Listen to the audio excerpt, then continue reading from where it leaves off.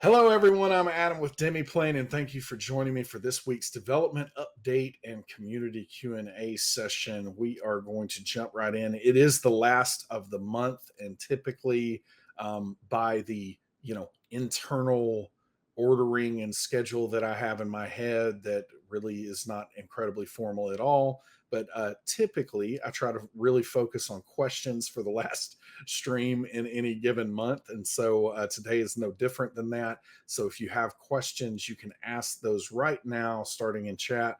You can just put the word question in front of that, and then our magical demi bot is going to collect them, and I will plow through them at the end of our time together. And whenever we run out, that is when we will pull the curtain closed. So let's see how that goes. If you got questions, ask them in chat, and we'll talk about latest updates. So that's always what we are currently working on. Just kind of as a reminder that that's what latest updates are. It's something that has recently released within the last week typically, but since whenever I spoke to you last in one of these streams, and then what we are working on currently, and then upcoming is what is on deck and what is kind of on that short-term horizon for us to start working on. So it's important to note that that is not saying upcoming is short-term horizon that things are going to get done.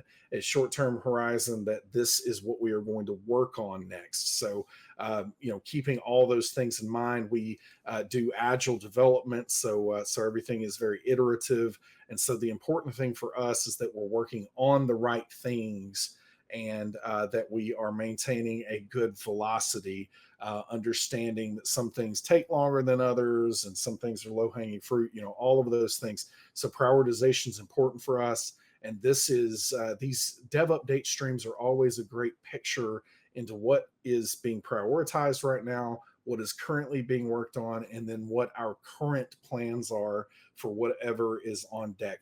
That can always change based on a variety of factors. Sometimes, we have a technological breakthrough where something becomes lower hanging fruit because we solved something with technology. Sometimes that will make something be prioritized over something else that we had planned. Sometimes, absolutely, we're going to hear community feedback on what's important out there.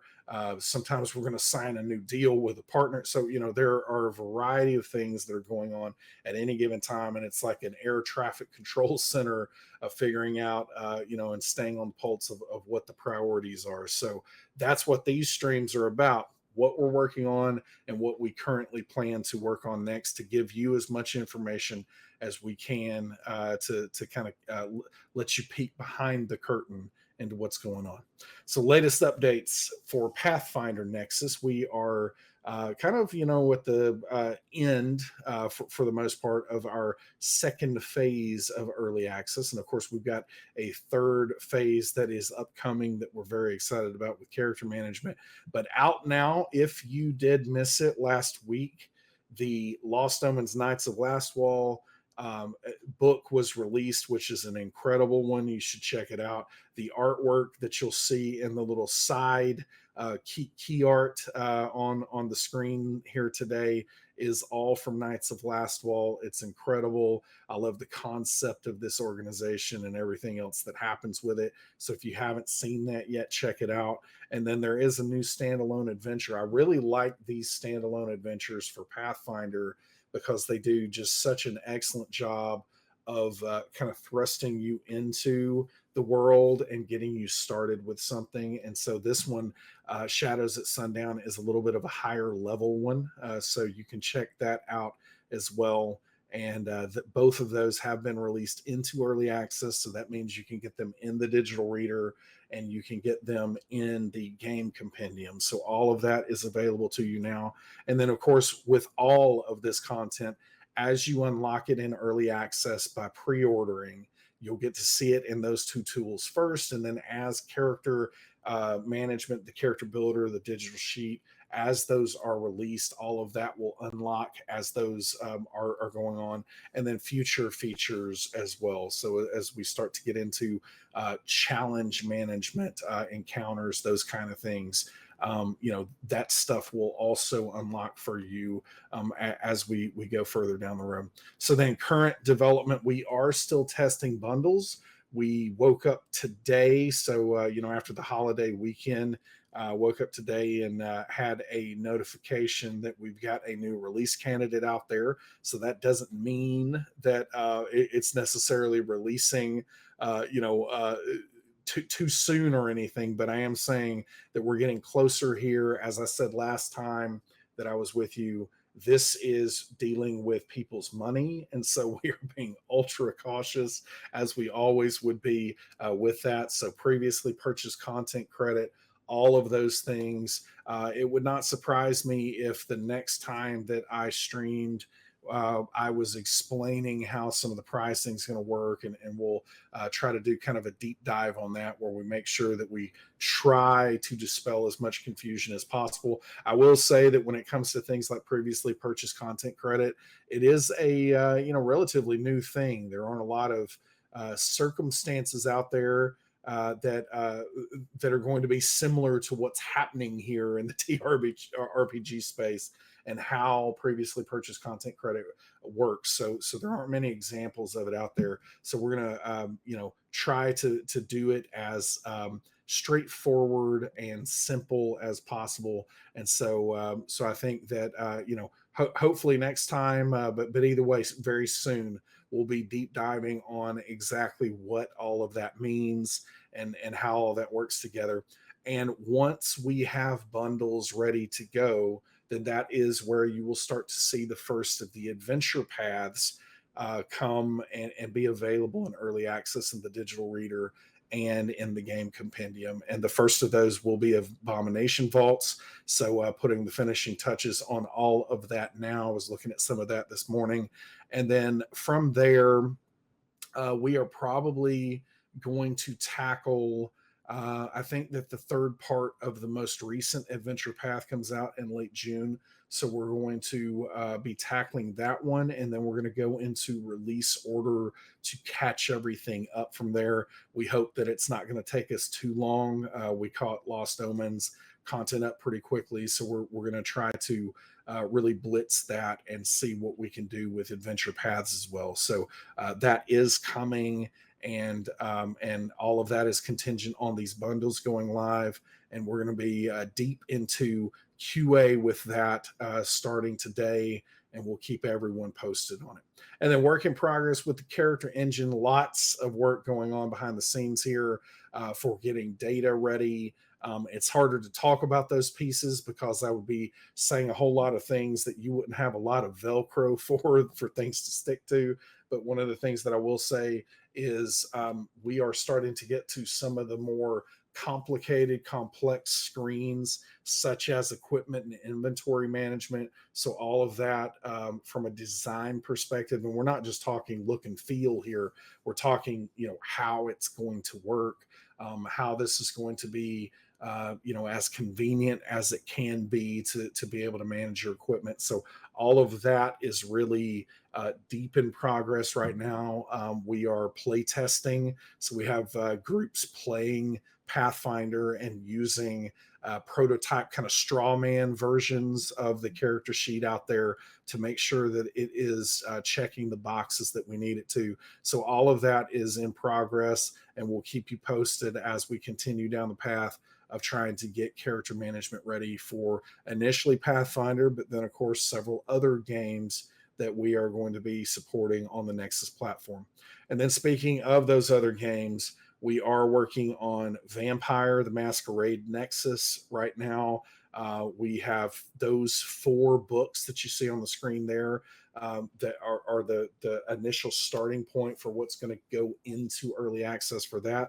And so all of that is coming together. I can't wait for you to see that.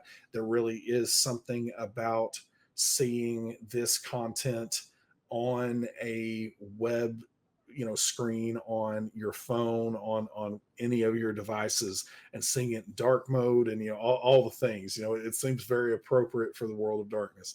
So really looking forward to that, and we hope to have more to share on that really, really soon. All right, upcoming. So, as always, looking at the color coded Pathfinder Nexus early access roadmap, the phases that we have going on here, I explained everything that's being worked on. Pretty much everything that you see on here is being touched or has been completed at this stage, with the exception of the conditions, actions, hazards. Those things are not actively being worked on right now, but they are something that as we get further into the process with character management, those things are going to have to be added, and then they will be incorporated into the game compendium. So that is, to kind of talk about the sequencing there. They are kind of some of the last things that we will do, but that is because they will be used in the character sheet, and then they will become available in the compendium, kind of as part of that overall process. And then Nexus onboarding, we do have, so at this point in time, the way that our teams have evolved to try to handle everything that we have going on here at Demiplane, which is a lot of stuff. It's really exciting. But we do have 3 different game systems that we are onboarding into initially early access at the moment. We have talked about, I think, one of those right now, so there are other things to announce. And as always, when it comes to announcements and timing of those things, there are so many factors that are in place in different circumstances. So we haven't been able to announce a couple of those things yet, but that will be coming soon, and we are working on onboarding those things. And we have a lot going on in the pipeline too. So we have several publishers out there that are really excited about what we're doing here with Nexus, and so yeah, more to share on that soon. But really looking forward to everything that's there, and it is really truly compelling for us to think about the day where you will be able to if you're like me and you play so many of these games, so you play the world's oldest and most popular role-playing game, but you play Pathfinder, you play a variety of free league games, you play different well, I'm not going to name too much right now because everybody's going to look into it too much, but either way, you play all these games, and you'll be able to come to this centralized place to be able to really just jump into anything that you're wanting to play. You'll be able to find other people playing those games and jump in and play with them on video in a group portal, all of those things. That's what we're building with this platform. And it's really exciting to see all the pieces, start to come together for that. And then now we have the not so insignificant task of going out there and building this and making all that work together. But the great news is we have an incredible pipeline of really awesome games that are going to be kind of serve as the focal point of all that. And it's going to be exciting to get that news out. And it's the kind of thing that keeps us very motivated and the team very motivated to continue all this hard work that's been going on for several months and making all of this happen. All right. I think it is time for questions. And I see a few of those coming through. And if you have questions, definitely get them in, because once I run through the list and I'm out of questions, then I'm going to get out of here. But if you have questions, ask them right now in chat, prefaced with the word question. And I answer just about anything. So don't hold anything back. All right, Anchor 89, how much longer till you take the rest of the money I have in my saving account?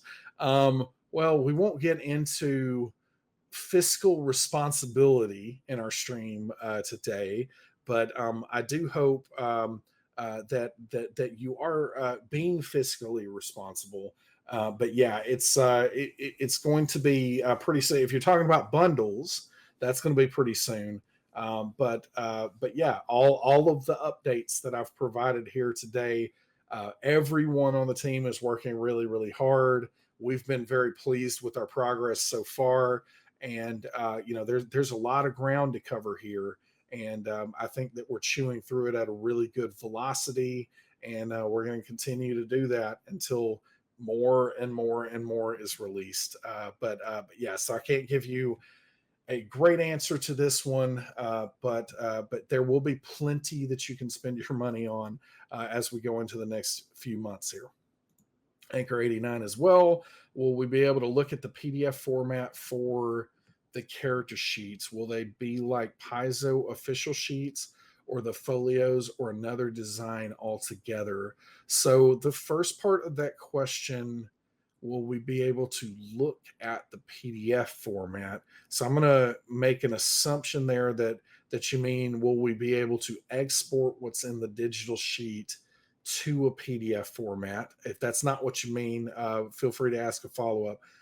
But the answer to that is yes, there will be a PDF export. Now, the timing on that, again, agile. We're going to be doing, things iteratively. So the PDF, we might release the digital sheet to let people start kicking the tires in early access before we have a PDF export. We're not going to, in other words, another way to put that is we're not going to let the presence of a PDF export hold us back from starting to get some feedback and testing on the digital sheet. But we have every intention of providing that PDF export where people can print off their sheet if they need to. We haven't made all of the decisions surrounding that yet, but it is likely that at least as a starting point, we would use the official character sheet as the first place we would go with that. That's not to say that that's where we would end up, but it is likely that that is where we would, at least start, because in my experience, it's always best to start kind of in the official place, because that's the place that typically has the most familiarity. But that's not to say that we can't make tweaks from there and do some of the other things, and the folios and some of the things that are coming together there. There's some really great things there. So I could see us doing something like that at some point, but it will likely start with the official standard format of that PDF, and then we will go from there. Phoenix D. Black, I am starting a game of Pathfinder 2e with a new group in October. Positive character management will work fully by then. I am not able to be positive about any of that, but I will tell you that I really, really hope. I will go so far as to say I really, really hope. So we'll see how it goes. We are definitely working to make that happen. But who knows what lies around the next corner? There could be complications that come up, and those unknowns are the reasons that we can't always definitively say any kind of date out there. But I will go so far as to say that I hope that you'll have it by October. Shorty Verrett 94. How does the discount for owning the PDFs of the books work? So that currently works, and so you can see that reflected in pre-ordering for early access with the digital reader and the game compendium. But you would connect your account. So if you have purchased the PDF through Paizo.com on Demiplane, you can use Paizo Connect. You can connect your account, and once you connect your account, it will pull in on the Demiplane side. It will pull in all of the PDFs that you own on Paizo.com. And then if you go to that product on Demiplane, you will see the discount reflected. And the way that works is it's based on the different price points for the different types of content. So Lost Omens is going to be slightly different than a rule book, than a standalone adventure, and so on. But taking a pretty typical rule book example, that would be $29.99 on Demiplane. And please don't hold me to all these numbers. I'm kind of doing this from memory, but essentially the way that would work is at that $29.99 price point for a rule book. If you already own the PDF, then you will end up getting, I think it's a $10 discount. And so then that ends up coming down to $19.99. So, a 33 plus % discount if you already own the PDF. And then the other thing to note is that if you do make the purchase on Demiplane for $29.99, you will also unlock the PDF on Paizo.com. So that's also something to keep in mind. So it's going to work, both ways there. Either way, if you own that full book on Demiplane for Pathfinder Nexus, then you will have the PDF as a part of that. All right, let's see. Neurolancer, what kind of accessibility options are you building into the platform? Really great question. And so, this is an emerging part of what we are trying to do in the TRPG space. And so there are levels and layers of accessibility. And so in my past life, one of the things that was, really fascinating and very rewarding was to see that, hey, this is the first time that this content has been digitized in this way that it's on a web page where screen readers, for instance, can pick it up in the first place, because lots and lots of problems with PDFs and screen readers. So there is that layer that, first of all, right now, the digital reader that we currently have is going to work pretty well with many screen readers out there. And so we're trying to, first of all, digitize the content. Then from there, we are going to be fine tuning it as much as we can. We're going to be doing everything that we can to make sure that alt text is present where it is needed. And again, we're always learning, we're always studying, what the emerging, technology is allowing us to do with that. Accessibility is important to us. It is something that, we aren't able to snap our fingers and everything work exactly, how it needs to for this, because there's so much different technology out there that, people do use for screen readers and so on. What I can say is it is a priority. It's something that we literally talk about on a daily basis when we do something. And it's like, wait a minute, what about alt text? Like, what are we able to do with that? Even things like when our game content team is prepping, and we just ran into this with, vampire content. There are so many places where all we have is an image, and that image is, a whole bunch of, if at the beginning of the core book for Vampire, there is this overture basically with just tons and tons and tons of photographs of papers on desks, and that has text all over it. And so with that, that within the PDF is not readable because it's a photograph. And for us, we've taken the step to we had our team transcribe everything that is in that image. So you will see the image in the digital reader for that content, but then there is a link to be able to parse the full text for that. And so you can view the image larger, or you can view the full text for that our team has transcribed. So it is an important priority for us. We're always going to be learning. We're working with consultancy groups on this. And if there is feedback out there that's going to improve accessibility, we certainly want to hear that. And we're going to pay special attention to that and continue to make that better and better, where more and more people can play these games, regardless of how you need to access that.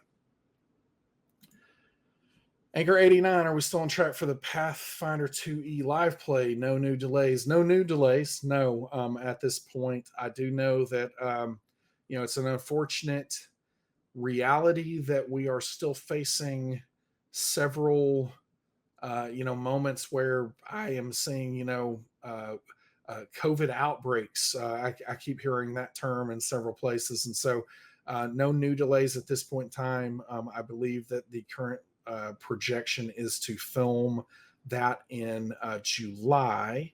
That doesn't necessarily mean that we're going to release it in July, just, as a point of clarification there. But it is currently planned for that. No new delays. Really excited to see what that cast is going to put together. Mark Meir, man, I love playing with him. I can't wait to see what he puts together for this, and then to see what that incredible cast is going to do with whatever he puts in front of them. It's going to be something else. So we're really excited about it. We remain very committed to it. We're just trying to make sure that the cast feels safe as they come together to film that. So no new delays at this point, and we'll provide more updates on that as soon as we have them. Anchor 89, any word on if there will be a Twilight 2000 from Free League in the roadmap in the next year or two? No word on that yet. No word on that yet. I do like Twilight 2000, though. I will say that much. Kato Flex, who's your favorite spider hero in Marvel's Spider-Verse? It's certainly Peter Parker, but that is because wow, fourth grade is probably when I got into Spider-Man pretty big time with Todd McFarlane and everything that was going on back there. He was just the most dazzling artist I had seen to that point. And I remember, Sinister Six, a whole lot of stuff going on with the Sinister Six, and I always admired that Peter Parker. They started drawing him all the time with his mask ripped and his costume ripped, and he just went through so many things, and he maintained an optimistic attitude and everything else. So it spoke to me a lot as a kid. And so, Peter, definitely, I have a very special place in my heart for Peter Parker. But honestly, Miles Morales, I just adore Miles, and also read the entire run of Ultimate Spider-Man as it was coming out, and so I was right there seeing Miles become what Miles is now, and adore Miles as well. Cannot wait to see Miles in more things as we go forward. Cannot wait for the next movie in the Spider-Verse, the animated feature, but also can't wait for the next video game where both of the so all of that. Definitely huge Spider-Man fan. Love Peter Parker just kind of as an original love, but also very, very into Miles Morales. All right, Death 25. Will there be a page on the character sheet where info about where it tells us where feats and spells came from book-wise? Yes, that's very important to us. So that level of traceability is really, really key and crucial. The thing that we talk about all the time as just the underlying design philosophy for everything that we're doing on the character sheet in the character builder is we've got to find the right threshold between what information is available at a glance versus what is a click or two away, and that's the question that we ask ourselves constantly. And so as we're going into that, things like which book something comes from, that's typically going to be something that you see as a label pretty much anywhere that game element is going to show up. So you're definitely going to see, as you're looking at your spells, there will be kind of subtitle style labeling that's going to tell you that it's from the core rule book, or it's going to tell you from the advanced player's guide, and so on. So all of that is absolutely going to be in place. But also in addition to that, it really is that as you're looking at for instance, a spell on your character sheet, you will be able to click that. Pretty much anything on that digital sheet is going to be clickable, and there will be some learned behavior there as to what a click does and what opens something versus what rolls something. So all of that is going to be a little bit of learned behavior. After you do it a time or two, it's going to be pretty easy to pick up. But for the most part, anything is going to be clickable. And then when the sidebar drawer opens, you're going to have just deep dive information about whatever you've just clicked on. That's going to include the different things that you can do with whatever the element was that you clicked on. So, if it has, actions, or it has anything that you can actually have an impact on the sheet within that's going to be really in your face there. But it's also going to always include all of the compendium information about whatever that is. So really, it's going to have all the depth that you might be looking for, and that is definitely going to include which book it comes from.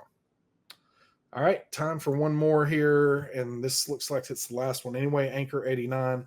Will the character builder have a planner feature so we can look back to see when we selected what feats and skills, or will we need to save a copy of our characters at each level up? That's a great question, and our current plan is the latter. So currently, the way that we see that working, we absolutely could try to sort through and figure out some kind of versioning for characters. But in the face of the scope of everything that we're trying to accomplish, and some of the precedents that has emerged out there for how this can work, saving copies really handles a lot of those different kinds of scenarios. And so that is currently the path that we are walking down, and we'll pay attention to feedback about that. But we think that the copy route is going to work really, really well, and it's going to check all of those boxes. So that's currently where our heads are at. But we'll see how that emerges. All right. I think that's all the questions. I appreciate all of them today. I appreciate all of you for joining me for this time. It is always, it's like they talk about when you're doing some kind of speaking that you imagine the audience, in some various states of undress. That's not what I do, but I definitely imagine all of you out there. Like I give you all faces. I don't know what your faces look like, but it's almost like just this imaginary mind palace thing going out there. So I feel like I'm with you, and I appreciate you joining me for all of this. And I will be back next week. Join us tonight. We have another new episode of Children of Erte, and this is getting very exciting and very good. So really, really looking forward to that. That's going to be at 6 p.m. Pacific. And so join us tonight, and then I will see you here next week. Later, Gators.